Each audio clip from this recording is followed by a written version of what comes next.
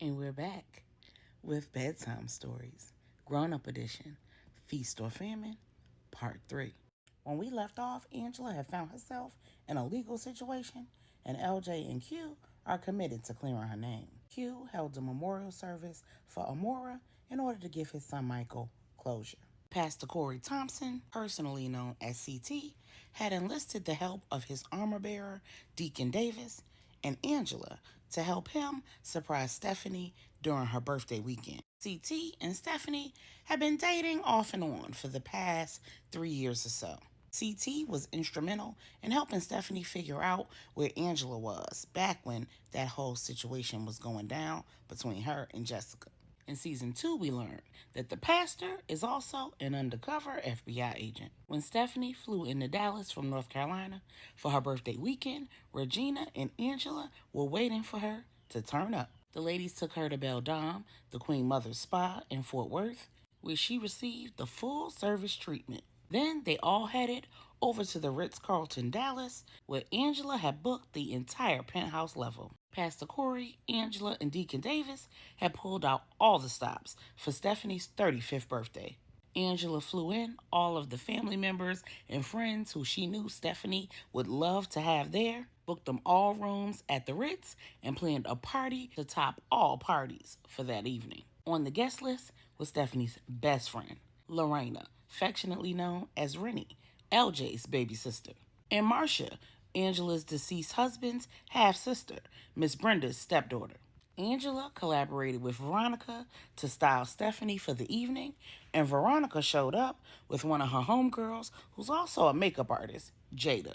When Stephanie was dressed, her makeup was slayed, and her short pixie cut was blown out and curled, Regina looked over at Jada and said, "I may have some business for you in the future. That's if you can pass a background check." Y'all know Regina don't play by her best friend. After all the ladies were ready to party, they had a huge dinner with all the family, kids included. And immediately after, the grandparents took all of the children back to the penthouse, and then the real party started. Baby, they partied like it was 1999. The DJ was on the ones and twos. He was doing his thing. The drinks was flowing from the open bar. And yes, most of the folks in attendance were church folks, but baby, that did not stop them from having a good time. When Stephanie walked over to Angela carrying her favorite drink, a lemon drop, Angela declined. Stephanie said, "Let me find out you too holier than thou to have a drink with your baby sister on her birthday." Angela said, "Holier than thou, never that." Regina said, "That can't be it. She had mimosas with us this morning." Stephanie said, "Then why you won't sit with me, sis?" Angela said, "Romans 14:13." Stephanie said, "Well, that's one way to prove that you're not holier than thou. Quote a Bible scripture while I'm standing here holding two glasses."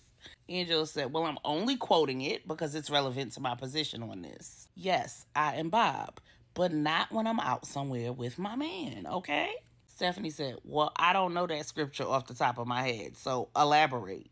Paul was simply telling believers that there are going to be some things where we're going to have different positions on it.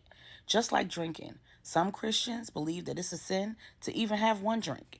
Then there are others who believe that a drink is fine, but being inebriated is a sin. He was simply saying that we shouldn't be judging one another, that we should be following our own convictions. I might be convicted about something that God hasn't convicted you on. There is no one size fits all on some topics. But he also went on to say that on those same topics, that issue might not be a struggle for you, but it might be a struggle for your brother or your sister. So before you enjoy yourself, you need to consider how they might be impacted by that same thing. While it may not be sinful and it may not be something that you've been convicted on, if you participate, it might feel like you're flaunting your strength in the face of their weakness. Or worse, you might be tempting them beyond what they can bear. My man is a recovering alcoholic, and he's been doing great for years. I don't want to be a stumbling block for him, nor do I want to be a temptation. Q, overhearing the entire conversation, saddled up behind Angela, wrapped his arms around her, and said, "So what you're saying is, you won't tempt me to drink, but you're going to stand here in this dress and tempt me to fornicate, huh?" The ladies chuckled while Q kissed Angela on her cheek, her neck, down her shoulder. And LJ walked up and said, "All right, you two, get a room." Q said, "I already got one, but I can't get her to go back to it with me." LJ said, "Well, don't feel too bad. I'm married and I can't get this one to go back to my room with me right now either." The women said, "Oh, Lord." They all laughed and Q whispered in Angela's ear, "Every day you do something to remind me that God made you just for me." And he said where everyone else could hear, "Marry me, Angela." Angela said, "Is that the proposal?" Q said, "I propose every day." Angela said, "Well, somebody told me what to expect when my husband proposes, and I haven't seen that yet." Then she walked away. LJ looked at Q and was like, "What was that about?" Q said, "Don't worry about it." The party went on to the wee hours of the night. Half of the party was sober, the other half was not. LJ eventually got his wife to go back to the room with him, and all of the other ladies went back to the penthouse suite where they had a sleepover of sorts. At noon, Angela, Regina, Rennie, and Marcia were finally able to get the birthday girl awoke and sober enough to get up, head out to brunch, and do a little shopping. When they were done, they headed to the estate for a family dinner and to spend quality time with all of the children because Stephanie hadn't seen them in a while and she hadn't met Michael yet. She was amazed by how much Michael resembled Q. He even had his mannerisms and his gait. And she was overjoyed to see that Melissa was speaking audibly more and more. She still used sign language, but she's finally got a diagnosis. She's on the autism spectrum. Angela said, "But don't worry, sis. She is absolutely thriving. She's doing well in school. She's doing well emotionally and spiritually. And she is a little firecracker, honey. Let me tell you."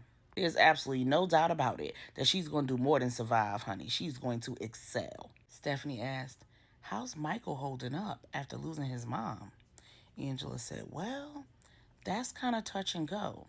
But considering all the things that we've learned since he's been here with us, she's really dropped the ball on him educationally and medically. But Q's doing a good job of filling in the gaps." Stephanie asked, "So what's the plan, sis? Any wedding bells in the near future? Or y'all just gonna keep shacking?" Angela said, "Whoa, whoa, whoa. Shacking we are not doing. He's actually in the basement apartment with Michael, and I'm in the rest of the house. No, no, no, no, no. As far as marriage, he has not proposed for real. And he's moving out in about a week. His house is going to be finished. And before she could finish, Regina walked up and said, "And he had her and Veronica to do all of the furnishings for his house. The entire thing. The artwork, even the pots, pans, and dishes. So his intentions are obviously clear." Angela said, "Intentions are not a proposal." Not to mention, he had us do the entire property, including the mother-in-law suite. But he wouldn't let me even touch the master bedroom, master bathroom, the attached study, and one of the bedrooms across the hall. Stephanie said, "Really? Why?" Regina said, "He wouldn't let her do the man cave in the basement either." Stephanie said, "Well, what's up with that?" Before Angela could answer, Pastor Corey walked in. "Hey, Boo. Your timing is perfect. Mom Brenda and Miss Bernie are in that kitchen throwing down. It's almost time for dinner." Pastor Corey said, "I know." Behind him was Veronica holding a garment bag and Jada rolling her makeup cart. Stephanie said, "What's going on?" Angela says, "It's time for dinner, all right, but you won't be eating here, honey." Veronica and Jada led Stephanie into one of the guest bedrooms. And when she emerged, baby, she was slayed to the gods. Her pixie cut was back in its natural state, perfectly coiled all over her perfectly round head. Her face was lightly beat in neutral tones with a beautiful bright red lip. Her wrist, neck, and ears were bedazzled with rubies and diamonds, and her medium brown skin was glistening and glowing under a hip hugging, shimmering, off the shoulder little black dress that was perfectly hugging her hourglass figure. Her ensemble was paired with a pair of red bottoms and a red and black Kate Spade clutch. Waiting for her at the door was Pastor Corey, CT, in a bad black tailored suit, no tie, a red button up shirt with a black and red vest covering it. He also had on a pair of red bottoms, but they were black. Stephanie was over the moon. She had no idea what was going on, but she was loving every minute of it. Meanwhile, LJ and Q were meeting with Deuce over at their firm. LJ and Q had brokered a deal where they had combined Q's firm in Dallas with LJ's firm based out of North Carolina. But he basically created a new branch in Dallas because Q's plan and intentions thus far for his firm was to be out of the more dangerous private investigations. He will remain focused on his primary area of interest, forensics and tech, while LJ will remain focused on covert operations, security, and those investigations that involve a more criminal element. The two best friends were showing Deuce around. All three men happened to be in the same fraternity, and Deuce and Q attended the same college, North Carolina A&T. Q and Deuce's friendship began when he was a freshman in college at 17, more than 20 years ago. And Q and LJ's friendship began when Q was new to the police department and he went with then Sergeant Arrington on a tour to the colleges and universities in the area to recruit college students to the force. So Deuce and LJ's association is purely a result of their relationship with Q. That means that Q trusts Deuce and LJ doesn't. At the end of the tour, the three men sat down in one of the small conference rooms in their office, and LJ looked at Deuce and said, "So tell me, how is it that you're at the center of this whole situation, but you seem to know very little, and you want us to believe you're not at all involved?" Deuce said, "I don't give a damn what you believe. I'm the one who turned Travis in. I was thoroughly investigated by my department to ensure that I didn't have anything to do with his scheme. If I was involved in any way, benefiting in any way, why would I blow the whistle?" LJ said, "Calm down. I'm asking you a question. I'm not accusing you." Deuce said, "Why would I put myself and my wife in a position to be tied up in our home and put my baby in danger? And my wife was also tied up in your home," LJ said. "So I think I get to ask you some questions." Q said, okay, so we're all friends here?" "LJ, let's not forget, I overheard the whole conversation between Deuce and the dude who was holding them all at gunpoint. Nothing about that scenario said that Deuce knew them or that he was involved." LJ said, "Listen, you vouching for him? Then cool. We can work together. But I think it's important that you know something. It goes without saying that I don't play about my wife, but I need you to understand that Angela is one of my best friends. She's more like a sister to me. This whole situation puts her in danger. And if Angela's not safe," Q and LJ said in unison, "nobody's safe."